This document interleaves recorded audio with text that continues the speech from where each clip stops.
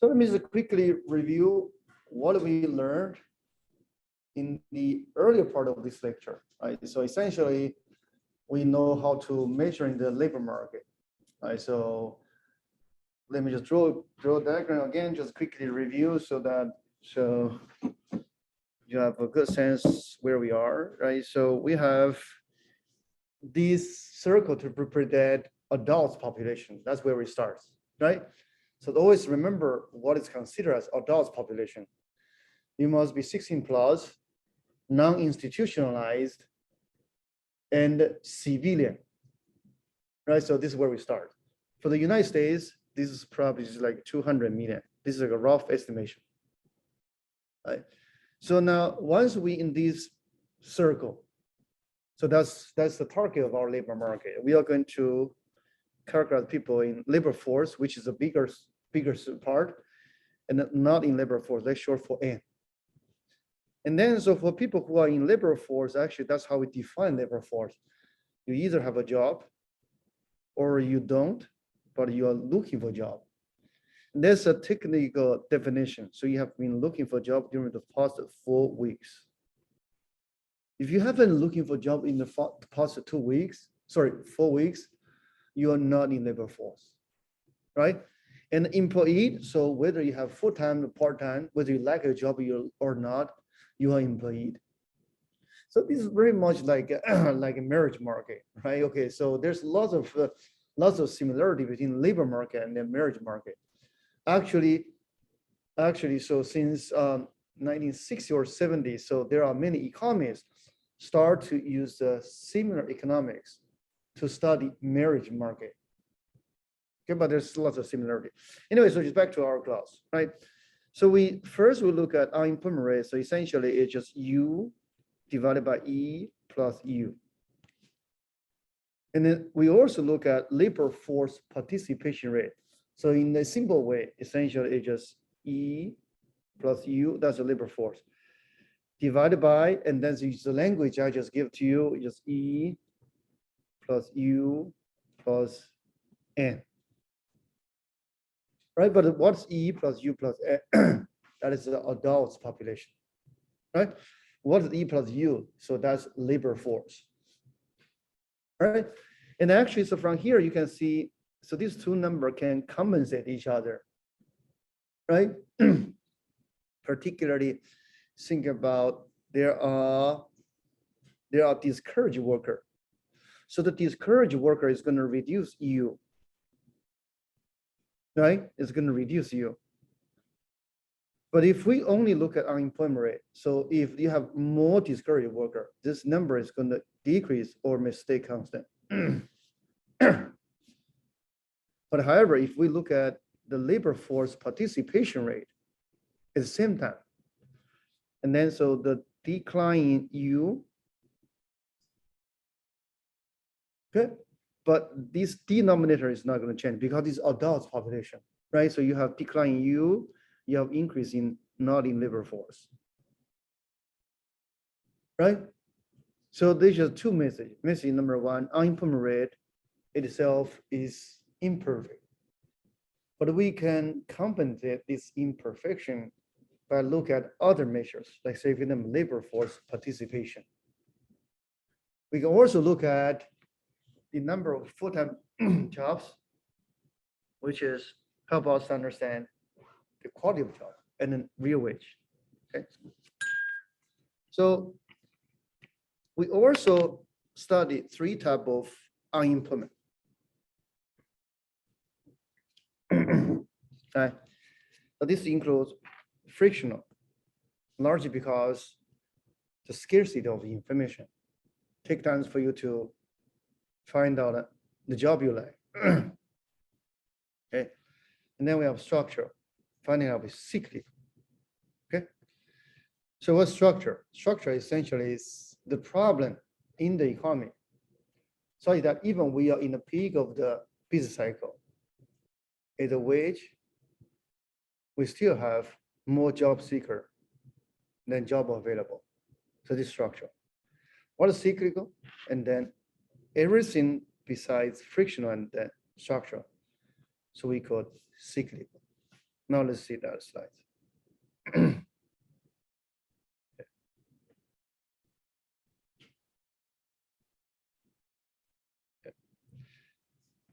We add frictional structure together, we get natural.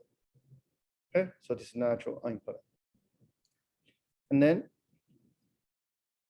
the actual unemployment subtract natural, so that gives you the cyclical. Right?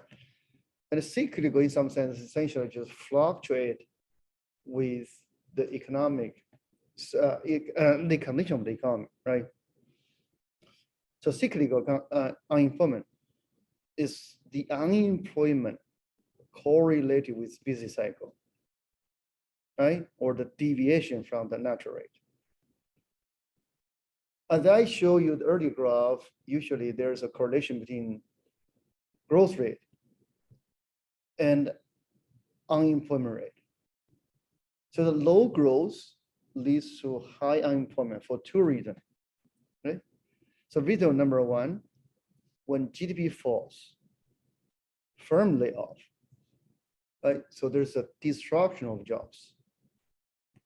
At the same time, when we are in a recession, the job creation is limited. So let me write down. So this is destruction. This is creation. Or in other words, this is stock. This is flow. When we are in a recession, the stock is going to decline. At the same time, the flow is going to decline. The one is caused by destruction, the other is slowing down in creation of new jobs.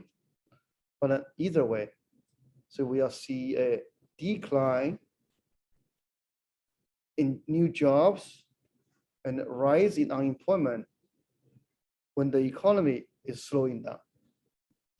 Okay, this happens during recession. Okay.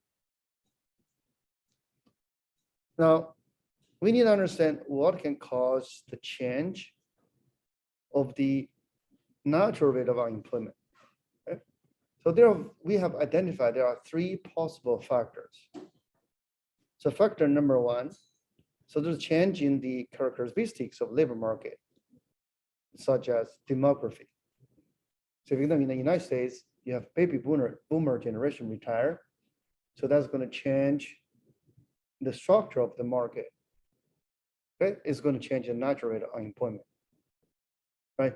Secondly, so the change in labor market institutions, the union becomes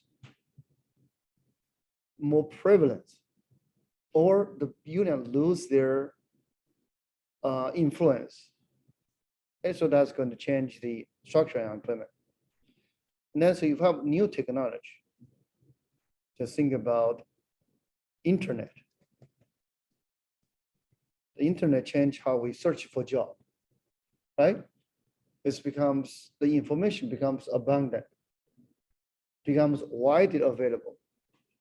It's easier for you to find the right job, to send your resume, right? So that's going to reduce the frictional unemployment. Now, lastly, so change the government policy, job training program.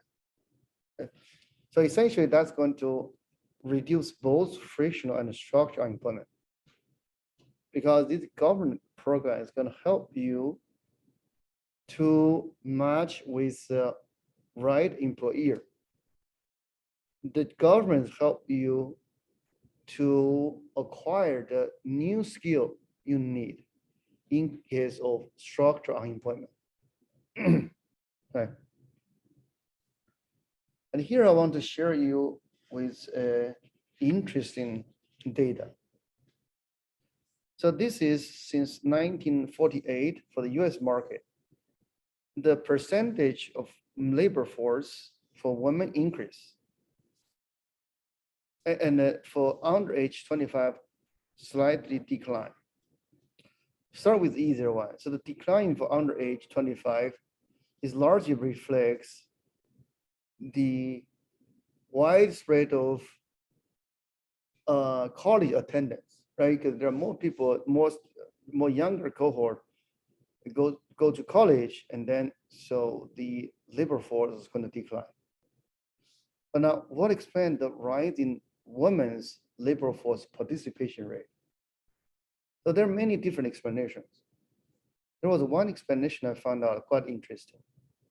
So essentially, this is just based on the opportunity cost for women to stay at home.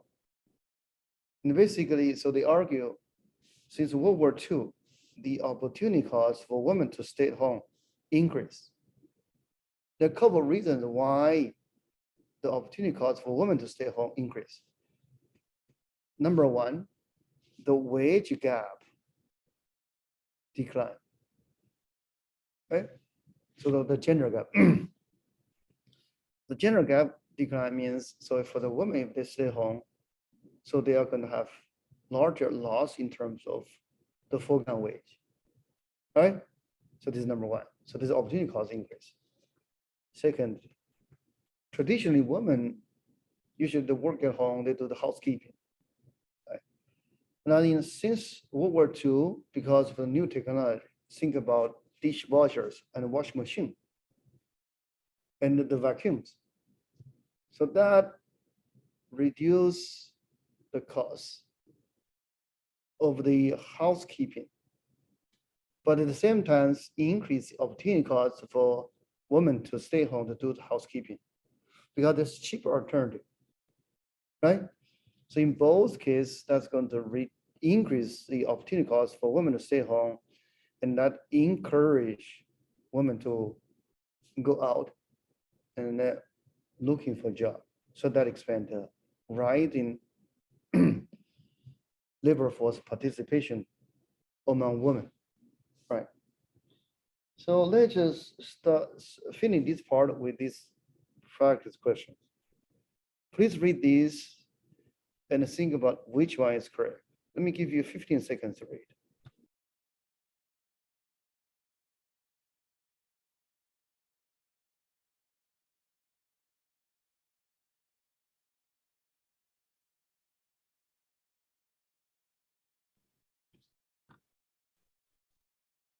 Which of the following is true? A, natural rate unemployment equals country's unemployment rate during recession. That's not true. And the same for B, right? So during the expansion. And the C, natural rate is the sum of frictional and structural. So that's correct. Right? So answer is C. Now, so basically I just finished the discussion for labor market, the measurement for labor market. We move to inflation, okay? And to understand the cause of inflation. Okay. So what is inflation? So we have learned that in previous chapter, essentially is the change in price index, right? We have learned 3 different price indexes. Okay, let me change the color so that you can see on this white background, yellow background. So we have studied CPI, PPI. We also look at GDP deflator. Okay, so there are 3 price index. Okay. So the difference is, so these 3 price index is going to measure in different basket. But why have we need a basket? We are trying to measure in the overall price change. So the consumer price index focus on consumption.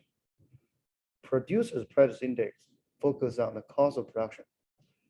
And the GDP deflator just gives you the most comprehensive basket you can think about, which is whatever we produced. And given this price index, we can measure in the change in price, which is inflation. So that's what we learned in earlier chapter.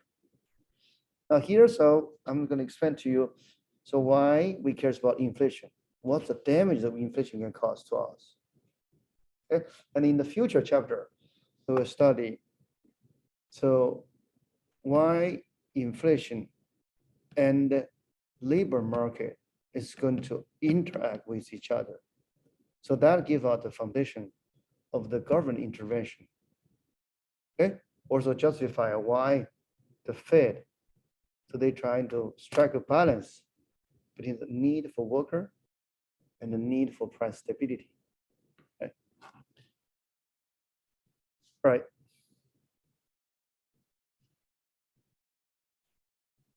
So first, actually, so the one slide before I show you the cause of inflation. The inflation is going to force us to think about everything in real term instead of nominal term, right? Like a real wage and real income. So real wage is a wage rate divided by price level. Similarly, real income is the income divided by price level. So why this matters? Just imagine, for example, there's a inflation rate of 5%. So your nominal wage, say for example, is 40,000. From last year to this year, there's nothing changed for your nominal wage. It seems like you are doing okay. But now, due to this 5% inflation, so 40,000 today, you buy less what you earned last year. So in that sense, we need to factor in this price change and find out the real wage due to the change in price index. All right. And here they just summarize what we learned earlier, right? So the price inflation is the percentage change, is percent change of price index. And here there's an example, right? I'll leave that for you to review because we already studied that in previous chapter, right? And this is how the price index and the inflation look like in the United States. I want to keep in mind, so for the United States, since 1980, so the inflation kind of stabilized.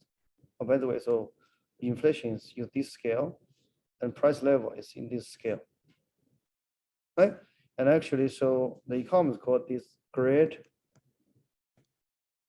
moderation. Okay, this means, okay, since 1980, so the fluctuation in price becomes moderate,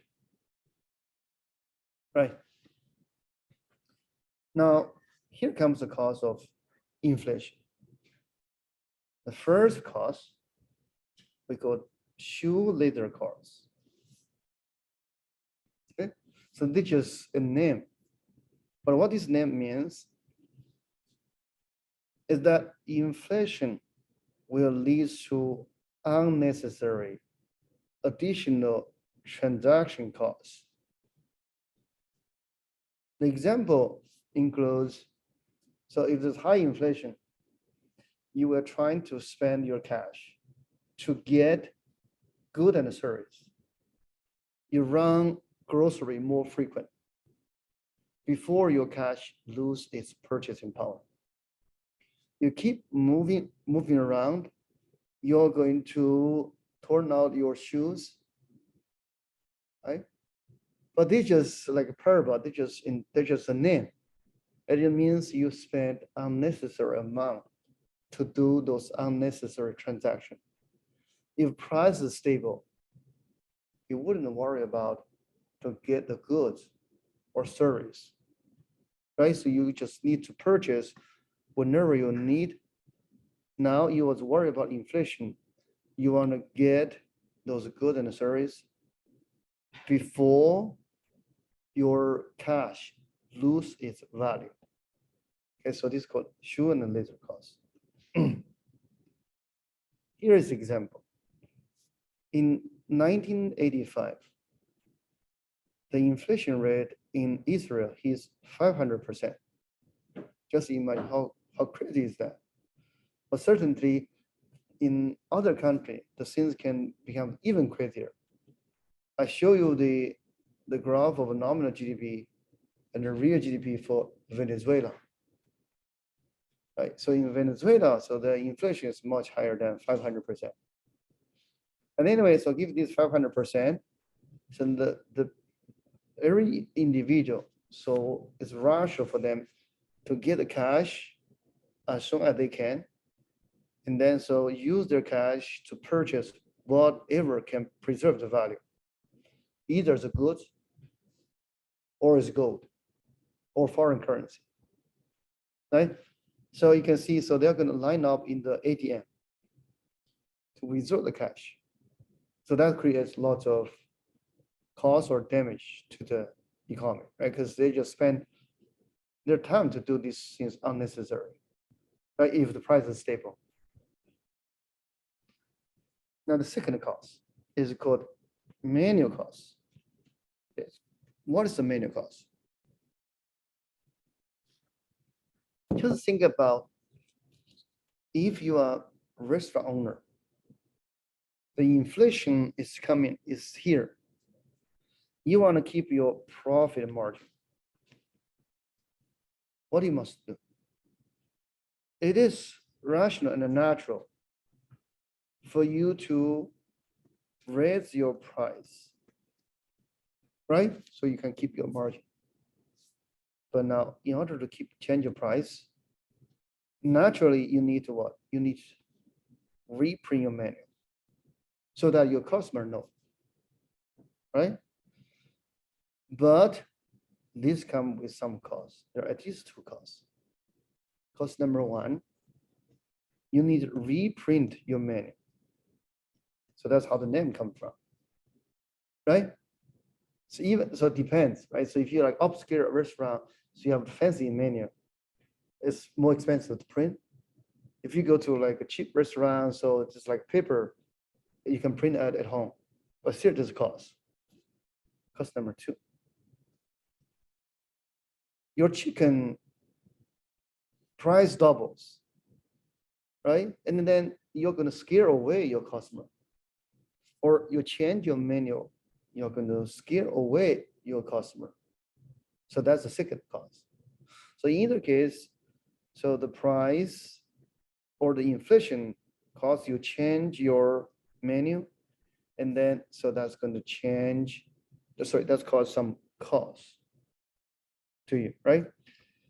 Regarding to this reprint the menu, the new technology may push this price down to zero. How that happens? So if you ever have shop in a furniture market in Nebraska, you should notice. So the name tag there is electronic. So today, even in Best Buy, so they have this electronic name tag, right? So that just means they can just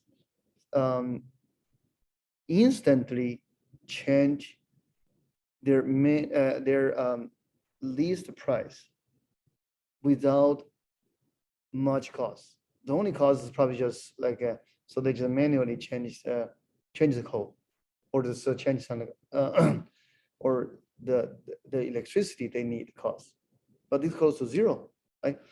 So this manual cost can push down to zero, but these manual costs stay there, right? Because you're going to drive your potential customer to looking for alternative, right? So this is inflation.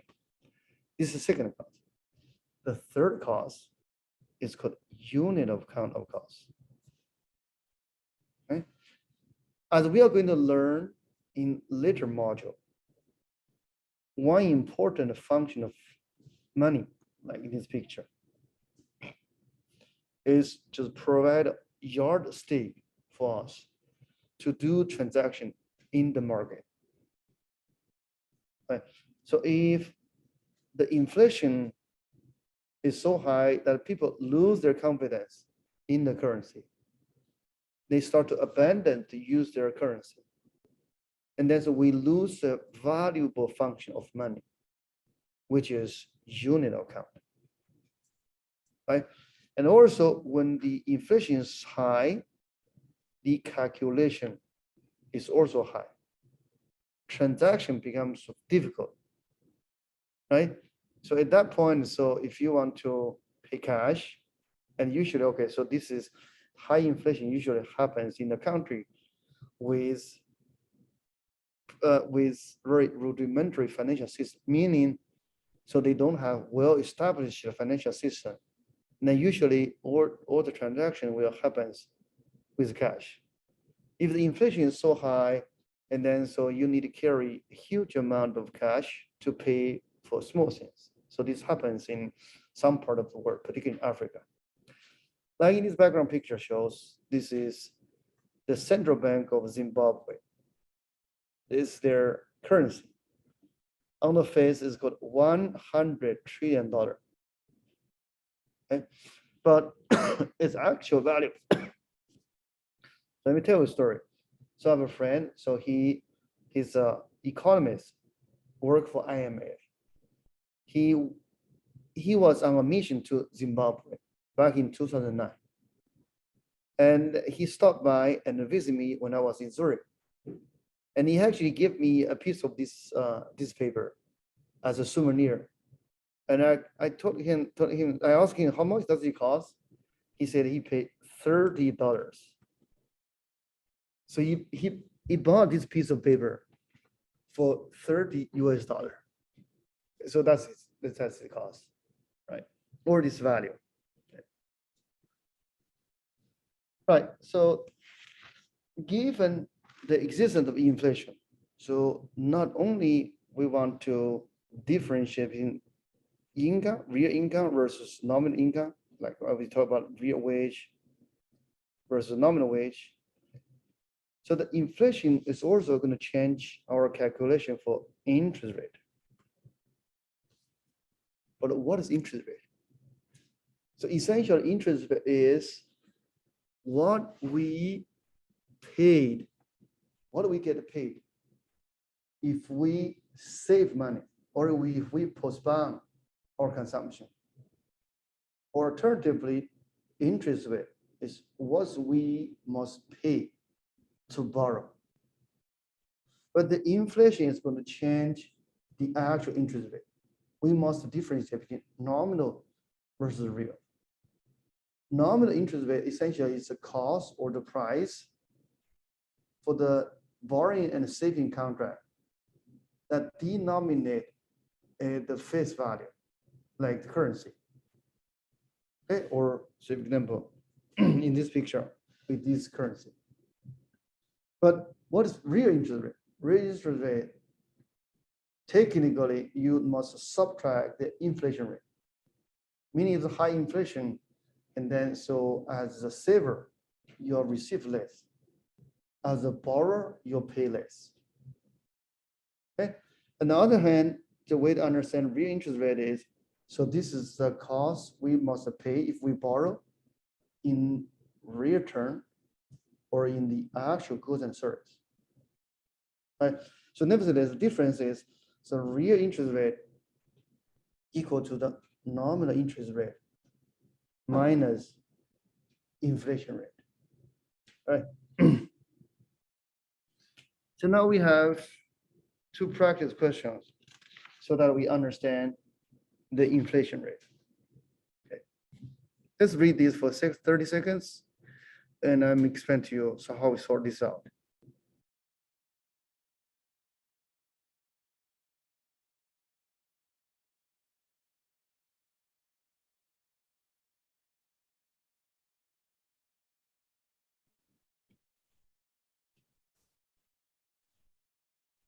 So in this question, we have two individuals, Mary and Joy. Okay. So Mary, so she's a borrower. She is expecting the inflation rate of 5%, and she's willing to pay a real rate of 3%. Or she's willing to borrow at 3% of real interest rate. Joe is a saver.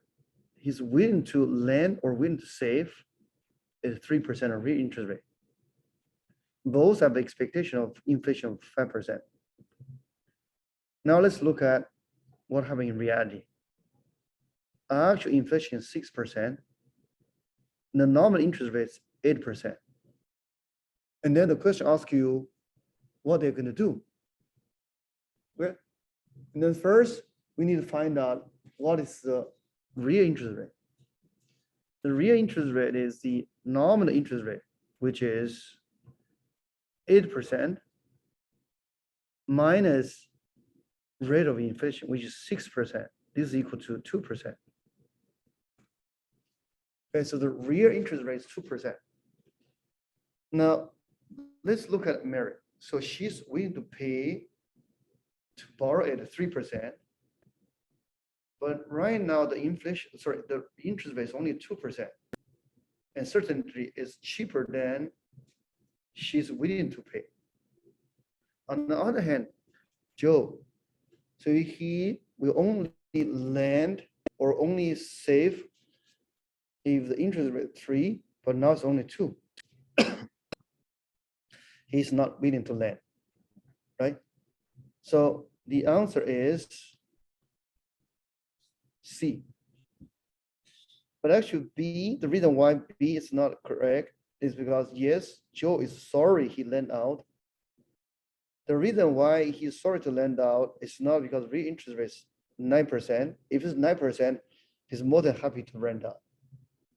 He is sorry to lend out, it's because the real interest rate is only 2% and less than what he's willing to do, the business, right? 3%.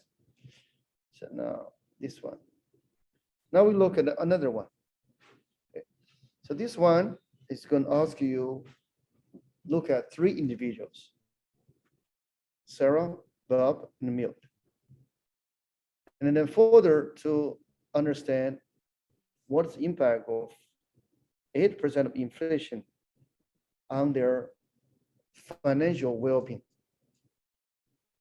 right? Let's go one by one. Start with Sarah. So she has a job, and her company is going to adjust her wage to the annual rate of inflation automatically. It just means if she's making 60,000 with inflation of 8%, and she's automatically to get additional 8%, which is about 4,800 or $480, right? If my calculation is correct. So in that sense, she's fine. She's protected from inflation. Now we go to Bob. Bob worked for a firm that grant employee 5% annual income increase. This just means if his income, base income is 100K every year, so he's going to get 5% more. 100K, and then the next year is going to get 105K. All right, but unfortunately, the price went up faster than the wage increase, right? So in order to keep up with his standard of living, so the company must pay him 108, but instead he only get 105. Means he's going to lose. Let's use these crops. All right. The third person, Milt. He's retired. He has 2 payments. So one payment is fixed at 200 or 2,000. Sorry. Second one is from Social Security. Okay, it's a transfer from the government. That is 1,000 and is indexed to inflation. What this means? This means this $1,000 is inflation proof, like Sarah's salary. 8% of inflation, meaning so this 1,000 becomes $1,080.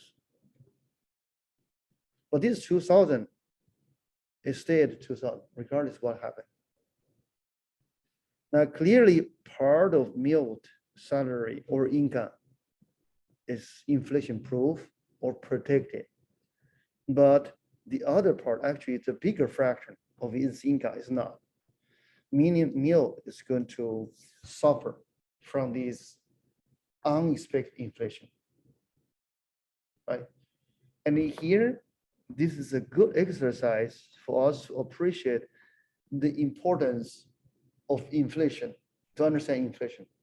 Also, the importance of getting a accurate measure of inflation. Why? Just imagine if, by the way, if this is a real inflation, if we have a measure significantly different from here, so for example, so instead of 8, we only find out the inflation is 2%. That's what we calculate. This is very wrong, right? Very biased. So what this means? It means Sarah only get, sorry. So yeah, or Sarah only get 2% raise. And now, so she's going to lose, right? If we calculate the inflation incorrectly. Bob, so it's now suddenly he's okay, right? No, so Sears is not okay. So it's 2%, it's 5, but Sears doesn't keep up with this 8%. Sears not okay. Now Milt, the problem is, okay, so the government is going to pay him only $1,020, right? So he's going to getting worse. But in either case, if we incorrectly calculate the inflation rate significantly lower than the actual inflation rate, so that's going to pretty much make everyone worse. Okay. So these slides provide the detailed answers for the question we just discussed. All right. So now we have a few more slides. Let's look at this one. So we look at the history in 1970 and 1980. So the economy in these two time periods, so our economy is going through a process in both cases from high inflation, like 70, the inflation start from here, goes to here. So the decline, and 80, so the inflation start from here to here, there's a decline. And this process of bringing the inflation down is called disinflation. But throughout this disinflation process, so there's a cause in terms of labor market. Like say, for example, so if we look at 1980, okay, so maybe I use different markers, so it's easier for you to see.